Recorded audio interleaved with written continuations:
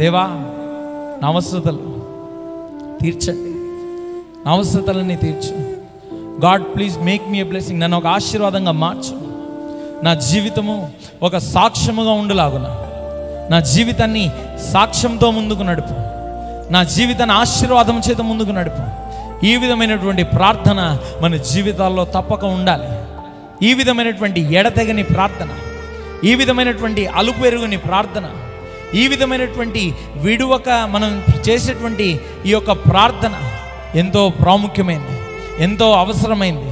మరి దేవుడు మనల్ని దర్శించులాగున, దేవుడు తన కృప చేత మనల్ని నింపులాగున, ఆ దేవుని యొక్క బలమైనటువంటి ఆత్మ నడిపింపు మనకు కలుగులాగున, దేవుని యొక్క స్వరం నిమిత్తమై ఎదురు చూడగలిగినట్లయితే, దేవుని యొక్క స్వరం నిమిత్తమై ఎదురు చూడగలిగినట్లయితే, ఒక మాట రాయబడుతోంది బైబిల్లో, చాలా అందమైనటువంటి మాట. అదేంటంటే, యెహోవా కొరకు ఎదురు చూచువారు ఏమవుతారంట? నూతన బలమును పొందుతారు.